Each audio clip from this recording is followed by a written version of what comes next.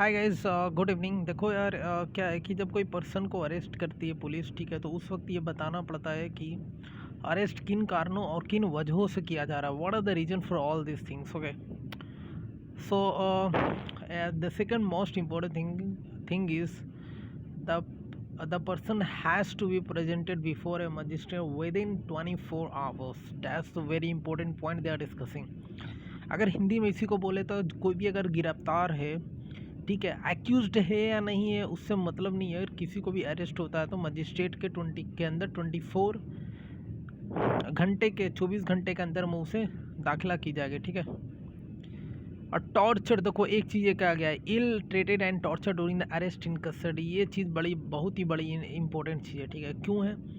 देखो ये इसलिए है क्योंकि इंडिया में जो है देखो डेथ जो होती है ना, बहुत सारे केसेस में आए हैं कि डेथ अरेस्ट जेल के अंदर ही एक्यूज्ड विक्टिम जो भी बोलो उनकी डेथ हो जाती है, ठीक है। तो ये वाली चीज़ जो कि सबसे बड़ी प्रॉब्लम है इंडिया में, ठीक है। इसके लिए पुलिस हमेशा डिमांड उठती है कि पुलिस रिफॉर्म की ज़रूरत है, पुलिस रिफॉर्म की ज़रूरत है। ओके, अगर आप एक नई मूवी आ रही है तमिल, बेसिकली वो तमिलनाडु की मूवी है, तमिलियन बेस्ड, ठीक है, जिसमें हीरो का नाम है सूर्या, ठीक है। तो मुझे नाम याद नहीं आ रहा, उसमें भी आप देखोगे पुलिस कस्टडी में मौत होती है, ठीक है। तो ये सब चीज़ें जो है कि टोटली एक पुलिस रिफॉर्म के अंडर में आती हैं।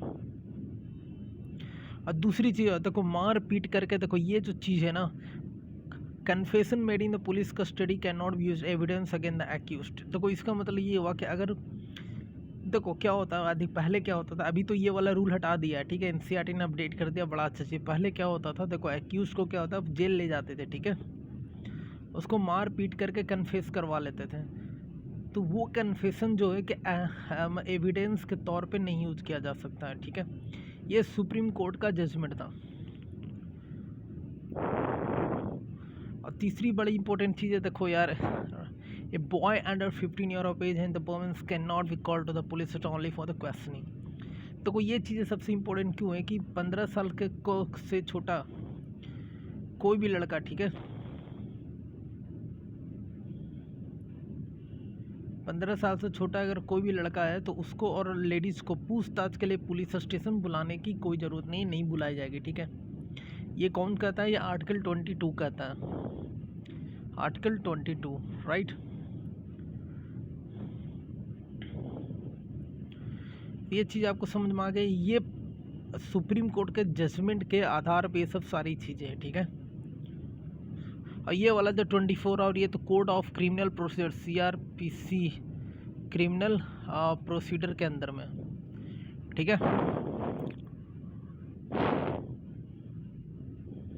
इसी के साथ एक और चीज़ बता दें, कभी लेडीज़ जो है कि गर्ल्स का एज जो है 21 ईयर किए जाने के लिए एक्ट जो कि पार्लियामेंट में लाया जा रहा है, ठीक है। ये बस हिंदू मैरिजेज एक्ट के लिए, ठीक है। ये मुस्लिम्स के लिए नहीं है, हिंदू सिख पारसी इन लोगों के लिए, ठीक है, बुद्धिज़्म इन लोगों के लिए कि 21 ईयर एज की जाएगी। ओके,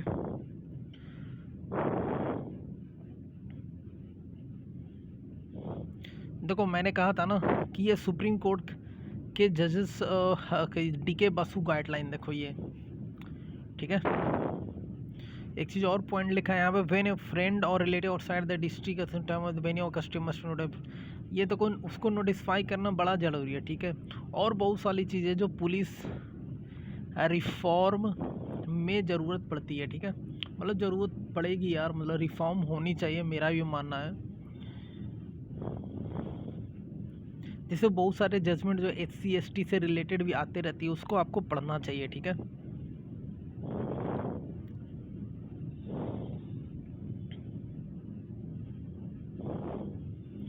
देखो यार एक चीज़ और है,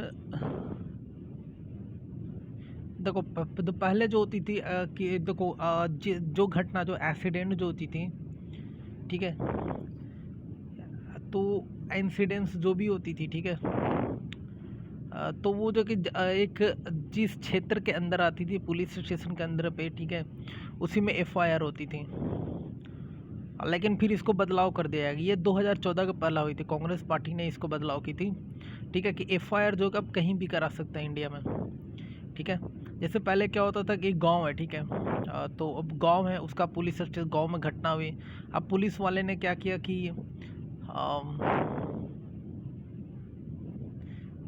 देखो ऐसे, ये विलेज है, ठीक है, ये है पुलिस स्टेशन, ये है विलेज, यहाँ पे कोई घटना घटी, ठीक है। अब यहाँ के लोग कंप्लेन करने के लिए पुलिस स्टेशन गए, पुलिस वालों ने क्या किया, मना कर दिया, बोले हम नहीं। अब दूसरे पुलिस स्टेशन गए, वो बोले नहीं, क्योंकि ये घटना जो कि इस विलेज की, तो इस पुलिस स्टेशन के अंदर हो। यही रूल जो कि कांग्रेस पार्टी ने हटा दी थी, ठीक है, 2014 के पहले ही हुई है। ये बड़ा ही अच्छा काम किया है कांग्रेस पार्टी ने। और दूसरा सबसे बड़ा काम किया था कांग्रेस पार्टी ने आरटीआई का, ठीक है। तो उसमें क्या हुआ कि ये डिसीजन हुई कि एफआईआर जो है ना, आप कहीं पे भी करा सकते हैं, ठीक है, ओके।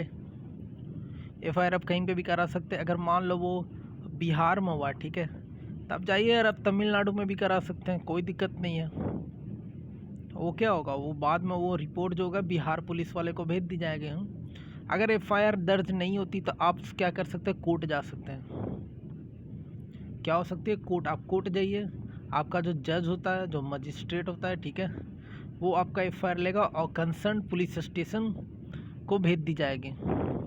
कंसर्न पुलिस स्टेशन बोले तो वो डायरेक्ट कमिश्नर के पास जाती है, ठीक है। कमिश्नर जो होता है, जो भी लोकल पुलिस स्टेशन होती है, वहाँ पे भेजते हैं, ठीक है। ये चीज़ आपको याद रखना बड़ा ही ज़रूरी है। इसी को बोलते हैं जीरो एफआईआर। क्या बोलते हैं, जीरो एफआईआर, ठीक है, कि आपने कहीं और मतलब जीरो एफआईआर उसको बोलते हैं। ये तो जज वाला हो गया ना, जीरो एफआईआर इसको बोलते हैं, जीरो एफआईआर। ये बड़ा इंपॉर्टेंट चीज़ है। देखो जीरो एफआईआर आपको जानने के लिए इसलिए ज़रूरी है, जैसे एक पुलिस स्टेशन के इलाके में घटना हुई, ठीक है, लेकिन आप भी दूसरे इलाके में जाकर कंप्लेन कर रहे हैं, ठीक है, रिपोर्ट लिखा रहे हैं, मतलब एफआईआर का है, उसको जीरो एफआईआर। फिर ये वाला जो है ना स्टेशन यहाँ पे भेज देता है, ठीक है, इसी को बोलते हैं जीरो एफआईआर। यार आपके लिए ला रहे हैं, ठीक है, 10 लाख MCQs ला रहे हैं, ठीक है, मात्र 499 रुपीज़, ओके। आप ज्वाइन कर सकते हैं अगर आप SSC के लिए, RRB के लिए तैयारी कर रहे हैं तो, ठीक है। हमारे पास दोनों तरफ से English question, Hindi solution, English question, English solution, ठीक है। मैंने ऑलरेडी कॉन्टैक्ट नंबर प्रोफाइल में शेयर कर दिया, आप जा सकते हैं, आप फेसबुक पे भी जा सकते हैं, या यूट्यूब प्रोफाइल में भी आपको मिल जाएगा मेरा कॉन्टैक्ट नंबर, आप व्हाट्सएप टेलीग्राम कर सकते हैं, ठीक है।